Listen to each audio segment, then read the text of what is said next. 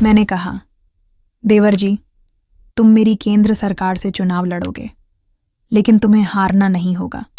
फिर देवर जी ने लगातार 5 घंटे तक मेरी केंद्र सरकार से चुनाव लड़ा। उसके बाद मैं ठीक से चल भी नहीं पा रही थी क्योंकि मेरी केंद्र सरकार बहुत तकलीफ में थी। हेलो दोस्तों, मेरा नाम अनामिका है। मैं सूरत की रहने वाली हूँ। 1 साल पहले जब मैं 25 साल की थी, तभी मेरी शादी रितेश के साथ हो गई थी। उस समय रितेश की उम्र 27 साल थी। उनका रंग गोरा है और वह एकदम दुबले पतले हैं। वह एक मल्टीनेशनल कंपनी में काम करते हैं मेरे ससुराल में।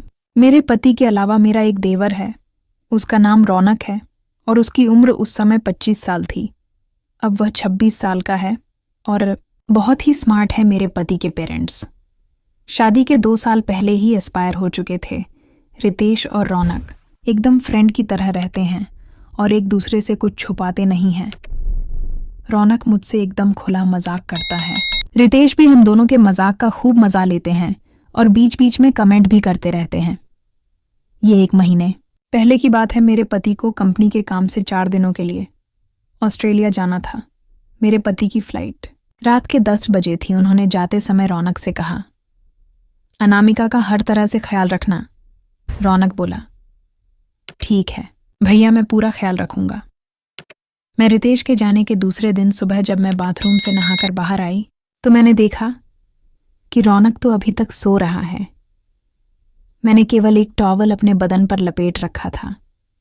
मैं उसके रूम में गई। वो एकदम बेख पर सो रहा था। जब मेरी निगाह उसके ऊपर पड़ी तो मैं शर्म से लाल हो गई।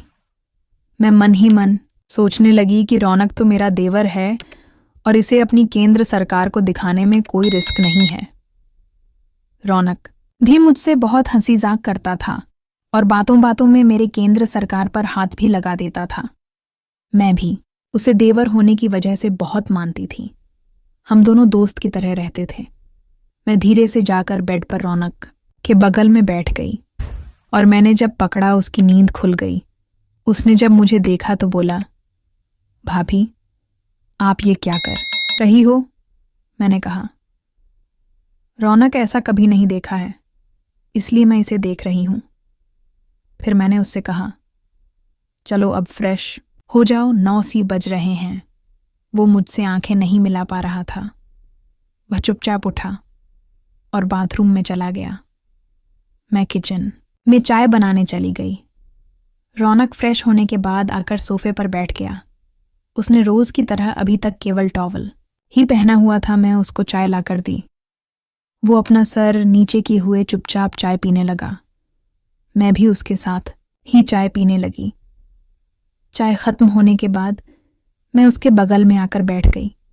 मैंने कहा, रौनक तुम मेरी केंद्र सरकार से लड़ोगे? रौनक बोला, भाभी अगर आप चाहती हो तो जरूर लड़ूंगा, और एक बात, जब आप इतनी अच्छी हो तो आपकी केंद्र सरकार कितनी अच्छी होगी।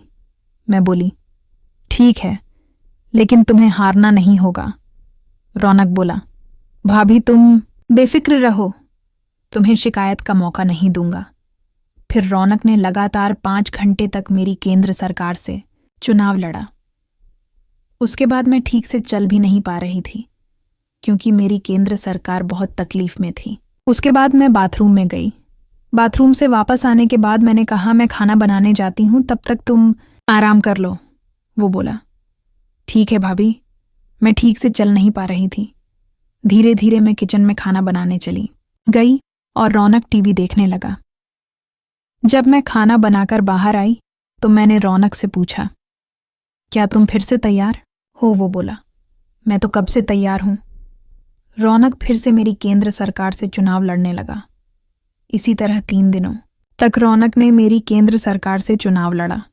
उसके अगले दिन रौनक के भैया यानी मेरे पति आ गए। दोस्तों, इसके अगले भाग के लिए सब्सक्राइब कर लें ताकि इसका अगला भाग आप तक आसानी से पहुंच जाए।